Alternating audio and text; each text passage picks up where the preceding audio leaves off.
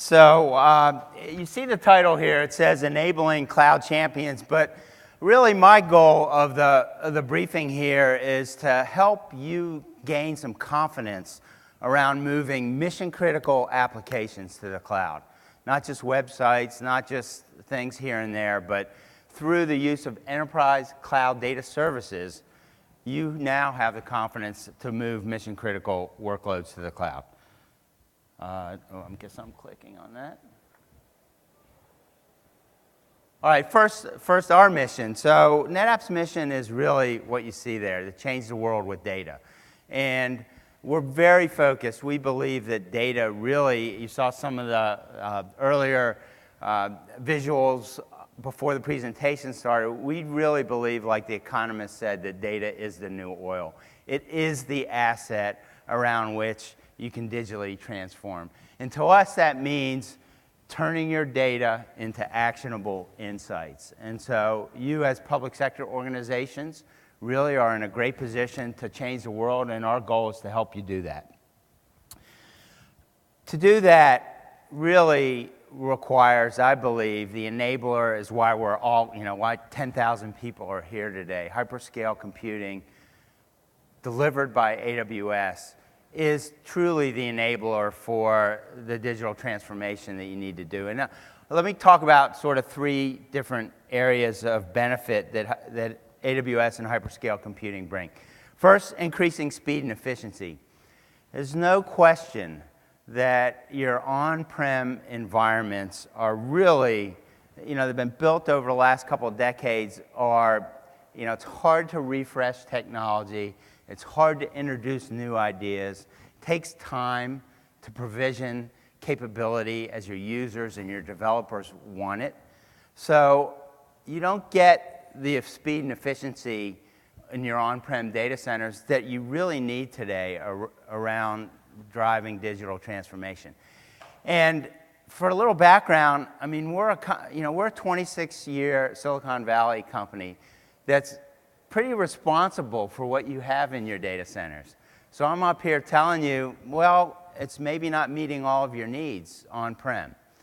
So that's a different perspective you might not hear from a typical infrastructure company like NetApp, but we see that, and that's why we're very focused on helping you helping you use cloud data services to really get the speed and agility you need.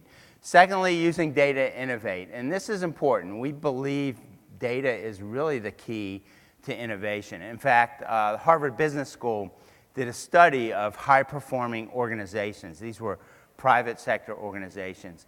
And it found that those that had cloud as part of their data strategy performed up to 18% higher than their peers.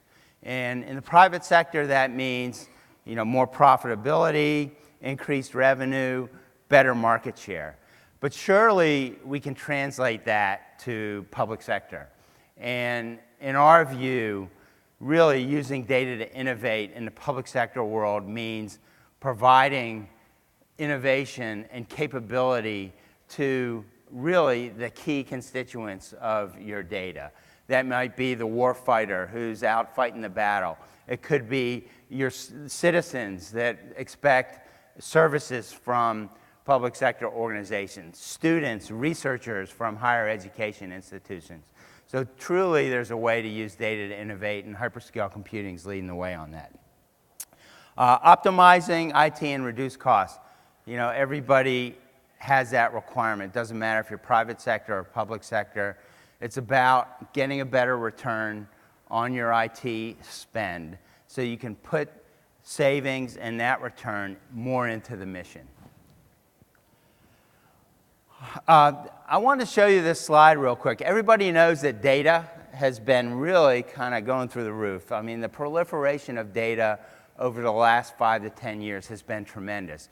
But what this shows is that in the near future, data will proliferate up to 40% more in the cloud than it will in traditional environments. So what's that mean? That means you're really going to need enterprise-class, robust data management in the cloud to manage that incredible growth. I like to say, and I've said this a few times, it's just as easy to build stovepipes in the cloud as it is on-prem. So data management, we think, is the key to that.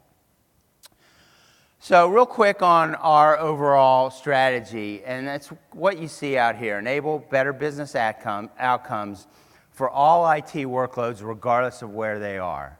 In the cloud, in multiple clouds, on-prem, wherever you're putting your data, that's what we're focused on, is giving you better outcomes. Today, though, I'm going to talk about how you get better outcomes out of your data that you put in the cloud.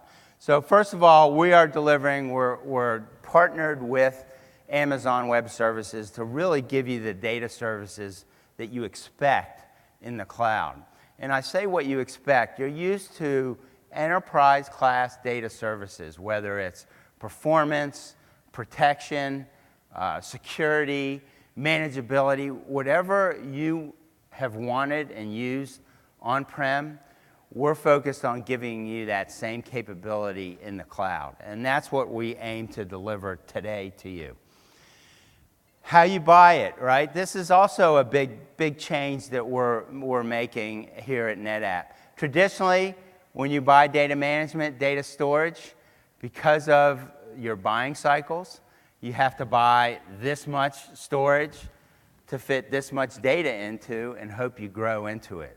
Well, we're changing that on how we're delivering data services in the cloud. Now, you pay for what you consume. You only buy what you need as you use it, as you need it, just like you're buying all your other cloud data services. So that's one aspect of buying. The other is how you purchase. We know that there's a lot of work going on in public sector organizations around how you buy cloud data services. It's been a big change over how traditional acquisitions happen. So we're aligning with that. You can buy your cloud data services in the AWS marketplace. So you can go there, easy to find, stand up your cloud data services in the marketplace. So however you're buying AWS today, however you're consuming it, acquiring it, you can do the same thing with NetApp's enterprise cloud data services. You could also, you have choices. We're giving you choices to align with any way you want to buy, whether it's through a channel partner, through an integrator partner, directly from AWS. You have a choice of how you want to acquire the services. And then this is another kind of interesting way we're transforming. So traditionally, as a 26-year infrastructure company, our product releases have been maybe every 9 to 12 months. That's when you get a new capability, a new product. Well, we're changing that to keep up with the innovation that's happening in the cloud that AWS is delivering to you. We're changing our release cycle. So every 3 months or so, you're going to get a new capability in the cloud that you can use for enterprise data management. Again, a big transformation for a long-time infrastructure company. All right, so here's just kind of a sample of some of the use cases for using data services in the cloud and AWS. I'm just going to really primarily touch on one of them, and that's the upper left-hand corner, file services. You today have an incredible amount of infrastructure on-prem focused on file services. A lot of it, large workloads on file services. With NetApp's Cloud Data Services, you can today lift and shift that workload and move it into AWS. And so you can realize immediate savings around really not having to pay for maintenance or a refresh on your hardware side. So you have immediate savings there, and you'll recoup those savings even further as you put your workloads in the cloud and see the lower cost of ownership for doing that. So that's really important today. And here, a lot of folks are really concerned and looking hard at, what do I do with that workload? Do I need to refactor it? Or can I just lift and shift it? In our view, file services, which are a huge percentage of workloads that are on-prem, can be lifted and shifted today. Once they're in AWS, you can take advantage of the innovative services that they provide, and then you can also look at optimizing those workloads in the cloud once you have them there. So that's what I'm encouraging you to do. Again, we're talking about today moving mission-critical workloads into the cloud. You can do that with the Cloud Data Services. Analytics, we talked a lot about. There's been a lot of discussion around that. Have a place to consolidate your data, to have sort of consistent data services, data formats, so you can do analytics, machine learning, artificial intelligence against your data as well. Just a couple workloads. So I want to drill for a few minutes just into a specific cloud data service, something we call Cloud Volumes.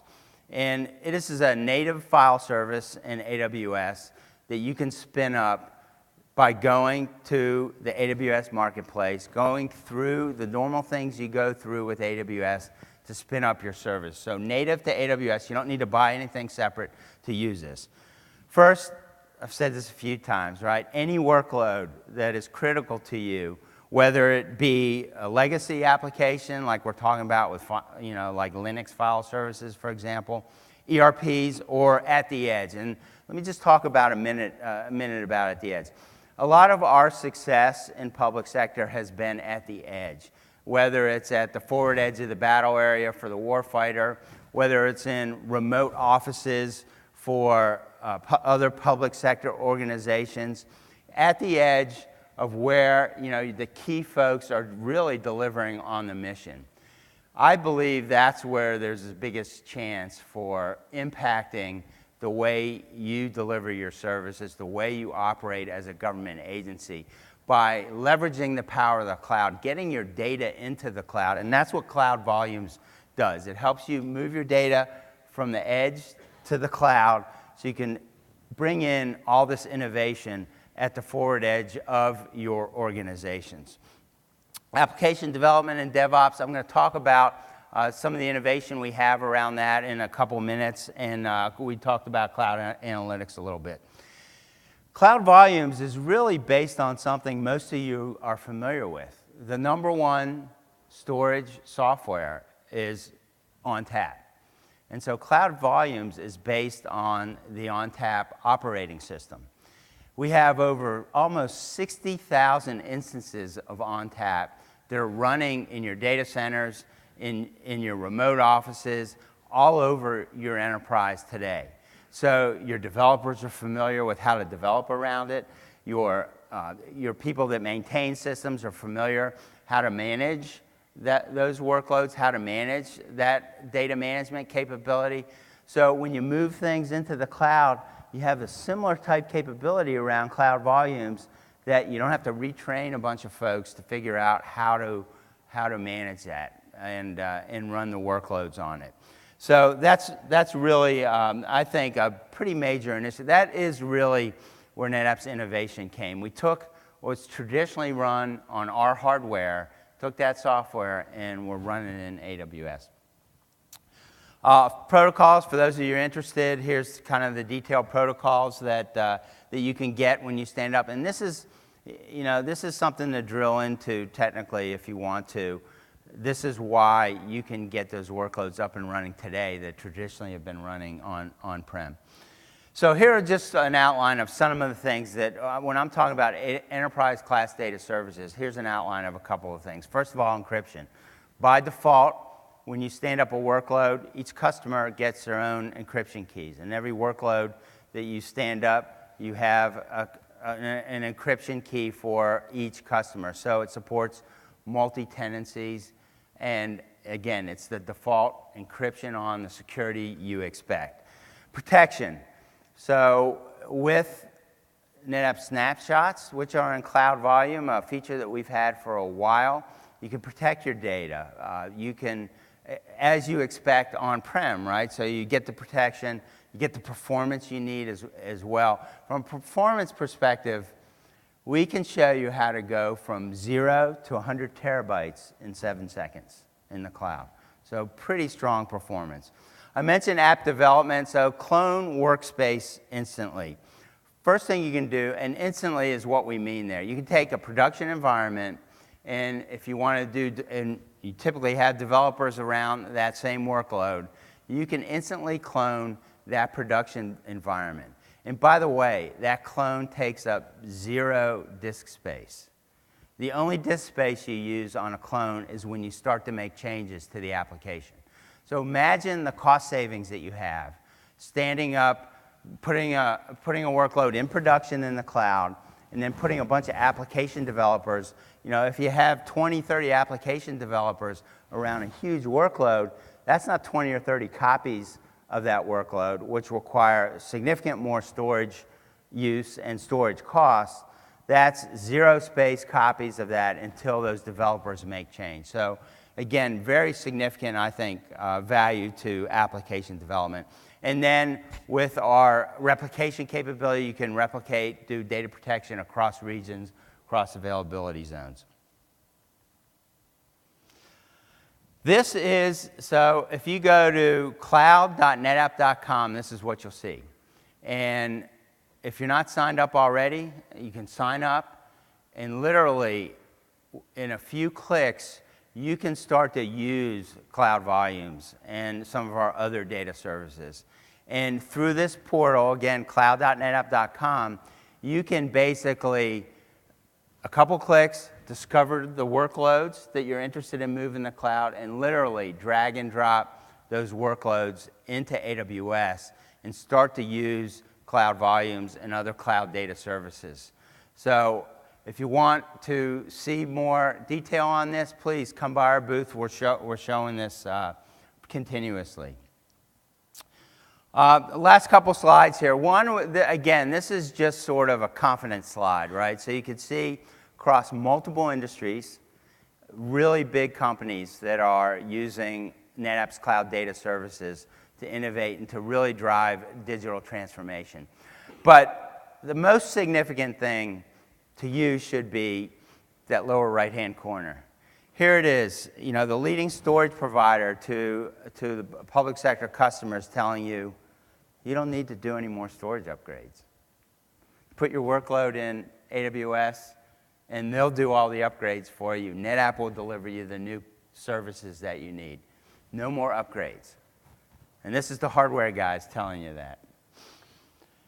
All right, so let me give you an example. This is a federal agency who really had to respond to the data center optimization initiative. For those of you not in federal, data center optimization initiative is kind of what it sounds, right?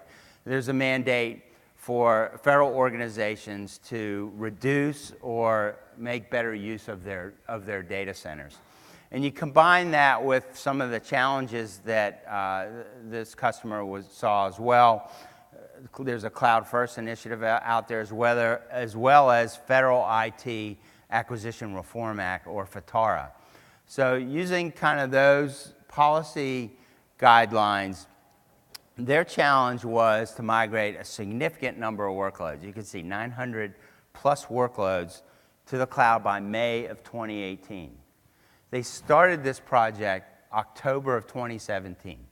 So basically 7 months, 8 months to move 900 workloads from on-prem into AWS without disrupting the service to their users.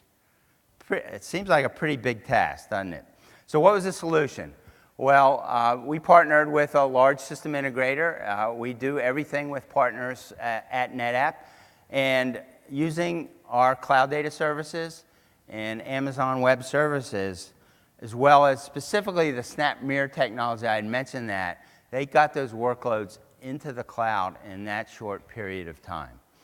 So they met the target deadline, and it was amazing.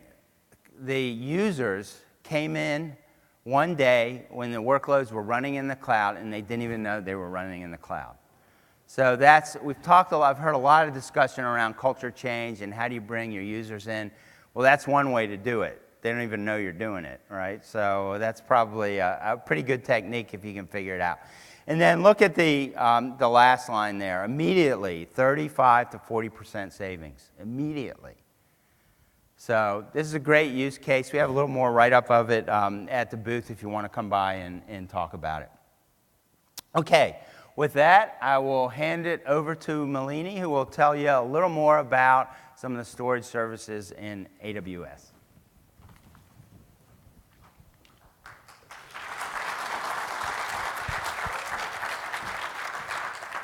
Thank you, Rob. So here, I am here just to talk a little bit more about what Rob has talked about, storage, right? I've been working in migration of public sector customers, very large customers for a period of time. And in terms of storage, there are various kind of storages that customers have a need for. You can have a file system that you want to use as a shared file system like an NFS. You can have a block storage, which is a lot of use cases when people cannot migrate things one file at a time. You have to do the migration of the entire blocks. You have object storage, which S3 obviously is the prime example of how we move that. And then you have databases. All of these different file storages have their own kind of challenges. And in typical enterprise, you have all of those storage use cases that you want to work with. When it comes to AWS, you obviously have a lot of choices in terms of how you can store your data, right? For the file use case, you have EFS. For the object storage, you have S3 and Glacier for long-term storage. For your typical EC2 instances, you have EBS. You have storage gateways, and for database, you have various options that you can use to store your data, right? I'm sure for any of you who have been in AWS, you have used some of these services already. A little bit about these services, right? The question then really becomes when to use what. Some of the use cases are actually pretty simple because you already, if you have a database, you can move it into a database. If you have a file system, you have a choice to move that into EFS. S3 is an obvious choice that I see most of the customers when they have a lot of data, they have a data lake, or they have just files that they need to share or store in short-term or long-term storage. They can use S3 and Glacier. It's a very cost-effective way to store your files in the cloud. And the good thing about it is it's integrated with all the other services. So if you have your files in S3, then all of the other peripheral services can reach into those files and use that data, and it's available across everything. You can very minutely control who gets access to it. It's secure, it's encrypted, so you can use any of the other, so if you have an EC2 instance, you want to reach out into S3. If you have EMR, you can reach out into S3 and pull that data and run analytics on it. EBS, obviously, if you have an EC2 instance, most of the EC2 instances today require you to have an EBS volume attached, which is an attached storage. It comes in various flavors. You can have an SSD or HDD options. For those of you who have worked on cloud volumes or just storage in general, understand that there are different use cases where you would use a GP2 volume as opposed to HDD volume. GP2 volumes obviously are a little bit more expensive, but there are some use cases in which the HDD volumes can be faster because you're not doing random reads, you're just doing sequential read through the file, and it can be a lot cheaper to store your files into HDD. Databases, we have a lot of choices in databases, obviously. We have our own RDS, which has different engine types. You have Redshift, DynamoDB, and then if those options don't work, you can use database on an EC2 option because some of these, like RDS, supports a lot of use cases, but it has certain limitations, and if your use case falls into those limitations, you want to use databases on EC2. So given that we have so many choices, what is the challenge I see most customers face? One of them is simply of change, right?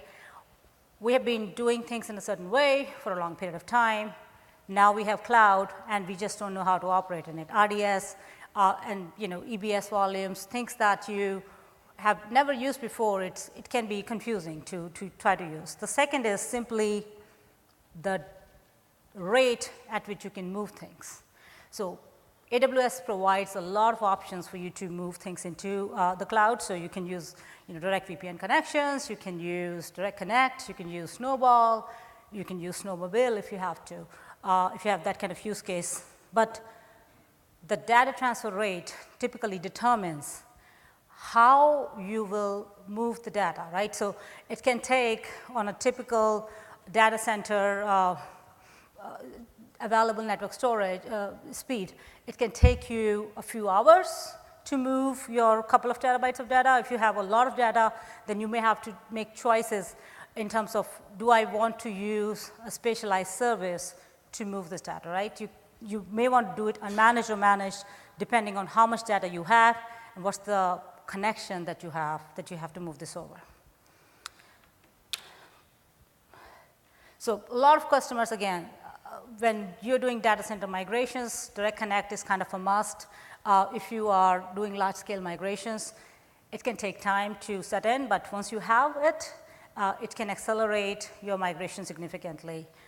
A lot of use cases for Snowball or Snowmobile that I'm seeing now, people have, I have a 10 terabyte database or a 20 terabyte Oracle system that I want to migrate to AWS. And we make it very, very easy now for you to, because Snowball now integrates directly with our other services like data migration service and RDS. And we can seamlessly migrate data over to that. Snowball typically is a small little box. It gets shipped to you. You hook it into your system, copy the data over, it runs through a UPS system, and it gives you your data in S3 at the end of it. So now it's available for all the other services to consume directly. So AWS Partner Network, that's where you can do all of these changes yourself, right? You can try to orchestrate the entire thing. The challenges that I see with the customers primarily is that we have, if you're going to a customer where they are entirely on premise and they have a little knowledge about how to do AWS, the choices can be too many, right? So the trick is to figure out what is the right choice, what is for a particular workload or for the entire data center. And it depends on various things. It depends on your timeline. So what Rob just talked about, right? If you have 7 months to migrate 900 plus workloads, it takes time to mobilize your organization. It takes time to build in the skills to do that, to understand how to make those choices, right? You have lots of choices, and we will, like professional services, we provide you guidance in terms of how to do those things. But sometimes the physical network speed can be part of the problem. Sometimes the use cases, for example, there can be no disruption to production workloads, can be a challenge to achieve if you're trying to have too many workloads trying to do this in an organization that does not have a lot of experience trying to do this, right? If you have serverless data, for example, there are options for that.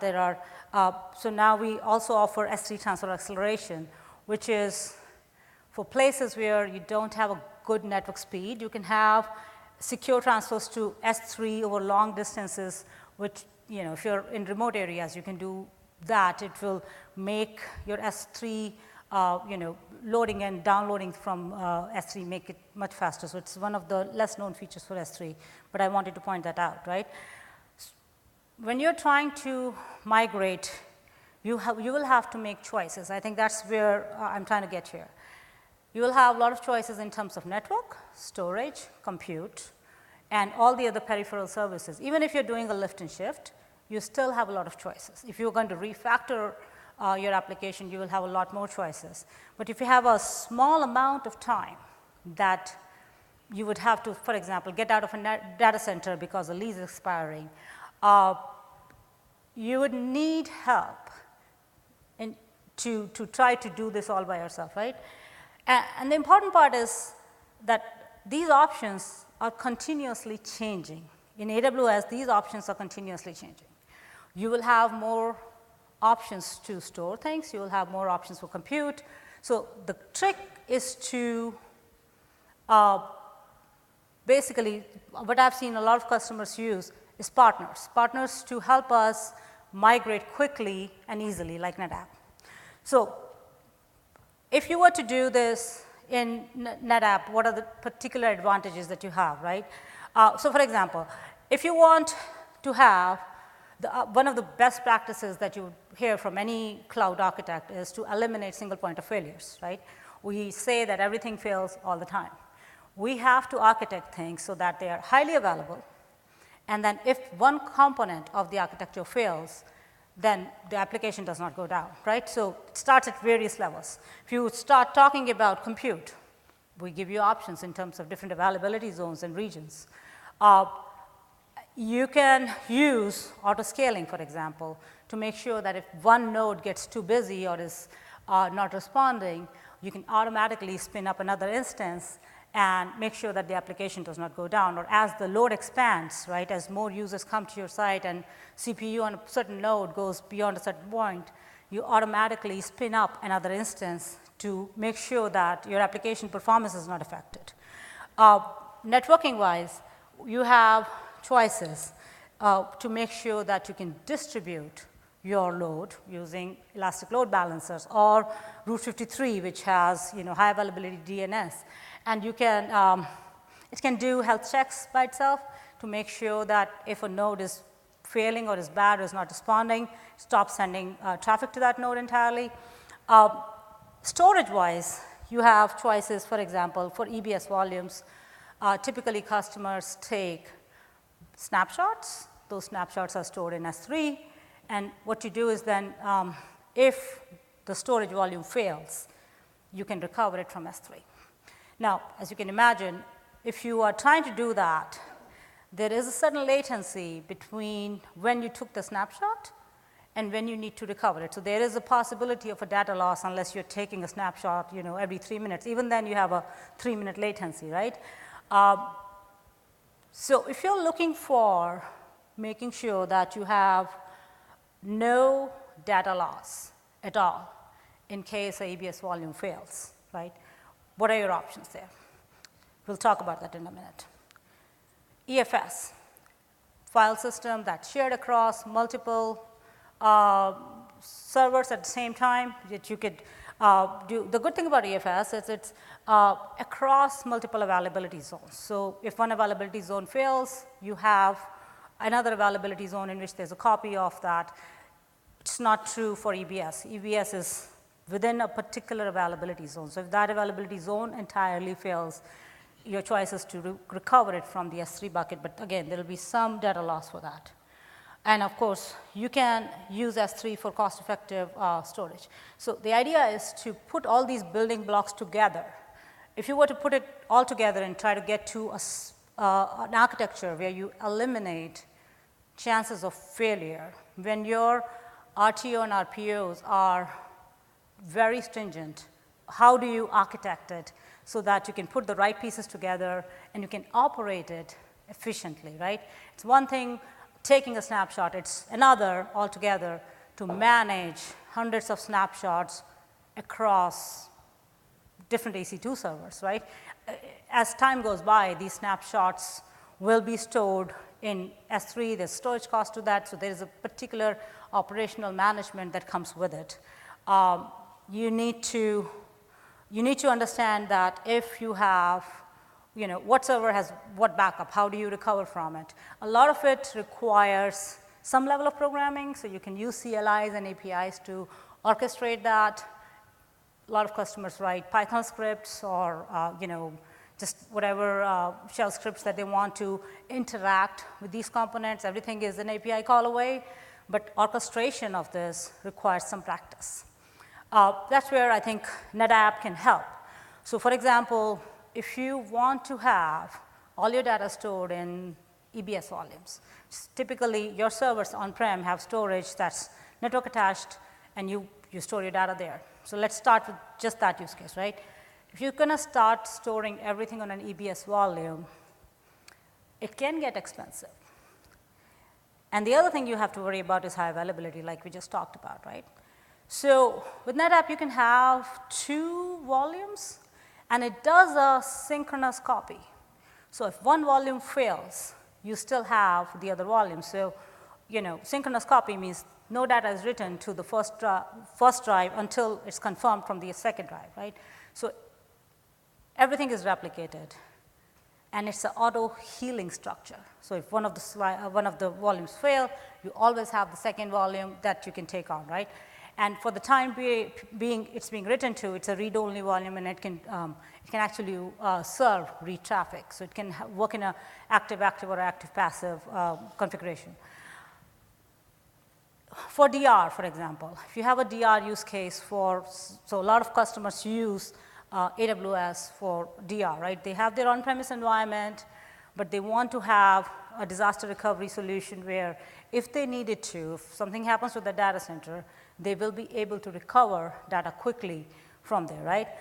So for that, what you typically see customers do is take snapshots of their data here and then move it over to AWS, typically stored in an S3 bucket.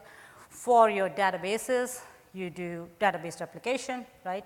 For your file system, you do file system replication. And all of this can be done by yourself. If you have people that have expertise in doing things on the cloud, it's very easy to do those things, orchestrate them, write scripts around it. Again, if you're looking for easy to do, simplified, secure, drag and drop across AZ, across region DR, that's where I've seen NetApp to be very useful, right? Then you can start doing all of the things. So you can do DR without having to understand how cross-region replication internally works and what are the limitations of that in AWS, right? So that's where NetApp can help in general. The other thing I want to point out is data tiering. Not all the data is needed all the time. So we tend to store a lot of data on the local disks attached to the server, but not everything is a hot storage, right? We do not, sometimes we write the data on a disk, but we don't need that data for a period of time. So NetApp has this really good data tiering system where the data that is infrequently used is automatically stored in S3, which reduces the cost. So again, why can't you use S3 directly with an EC2 system? It's because of latency.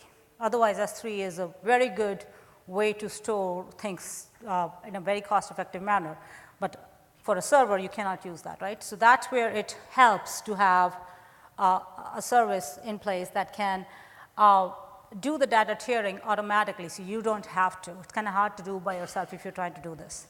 And one of the features I'm particularly impressed by is data deduplication.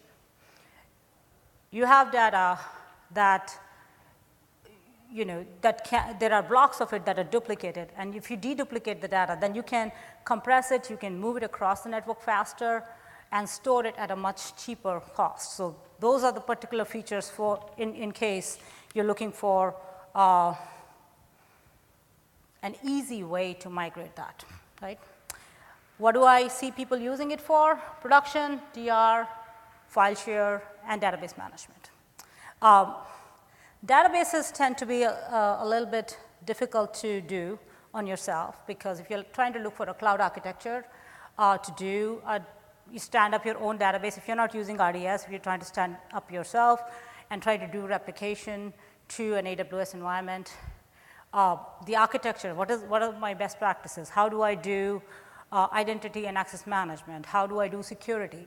There are best practices around it, but again, you will have to dig those through and apply those to your system, make sure that you're doing it correctly. So what AWS has done in the past couple of years is start giving out quick starts. These quick starts are architectural solutions which are ready to deploy.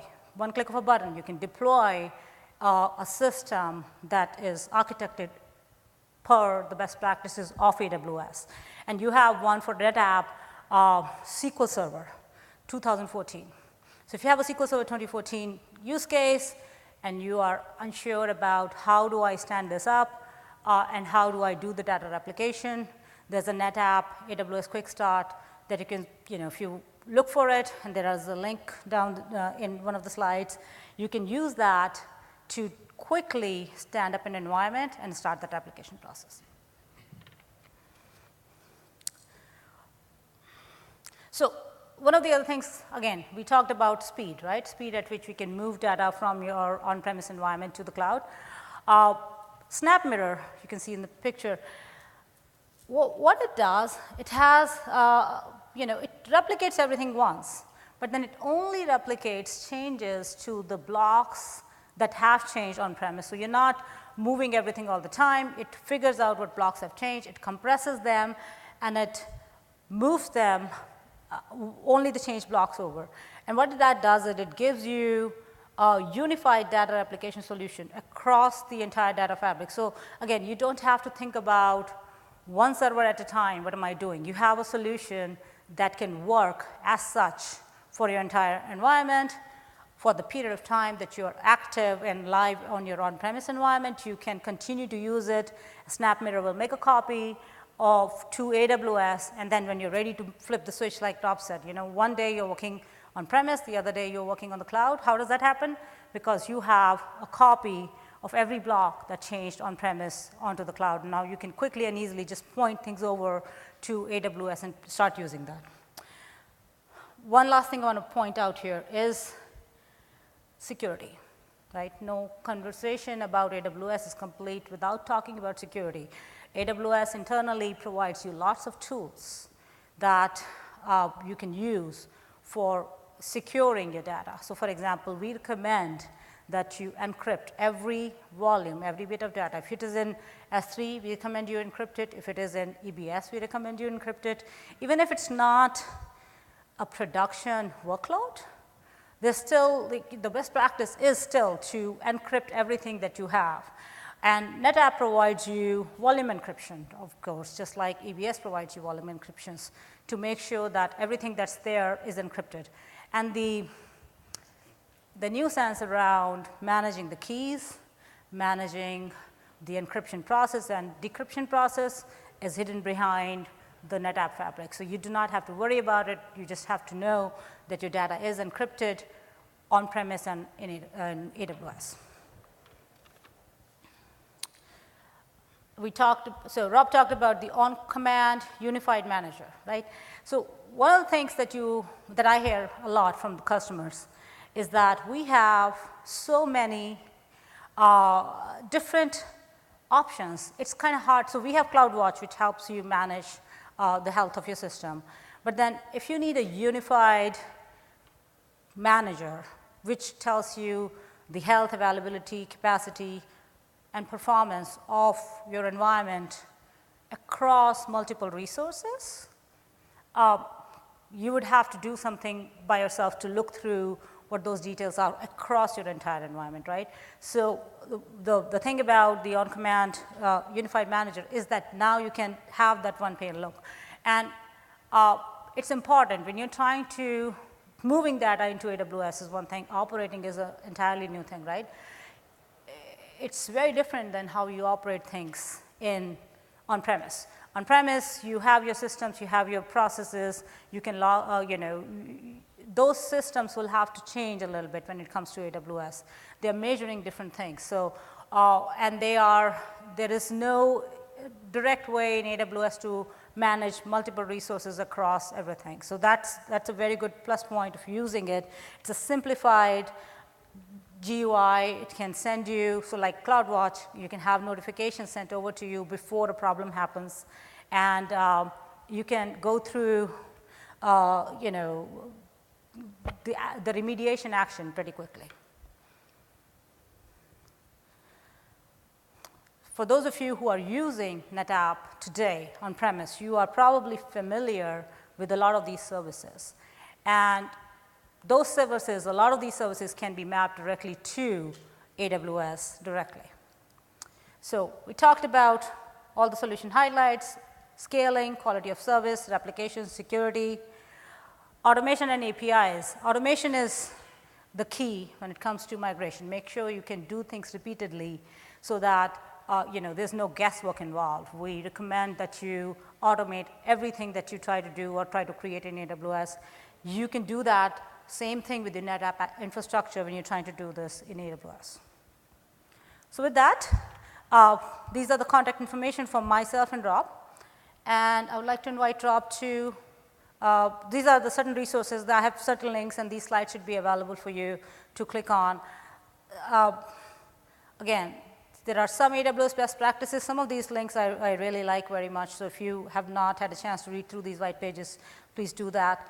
And this should be very useful for you to, try to do this, understand what these architectures are yourself. All right, with that, I'd like to invite Rob to. Thanks, Malini. Sure. So hopefully you all saw really capability, right? And as I said, our goal was to give you a little bit of information, to give you a little bit of confidence to move your enterprise workloads to the cloud. So that's the ask. Pick a workload and move it to the cloud. And by the way, the workload, a lot of workloads are on NetApp, but it doesn't have to be. In the private preview, 70% of the users were with non-NetApp based workloads. So pick a workload, move it into the cloud today. And I've heard a lot of the AWS folks talk about retiring some of your on-prem debt. So do that today with the workload. Come by our booth. Our booth number is 228, and start that movement today. Thank you all.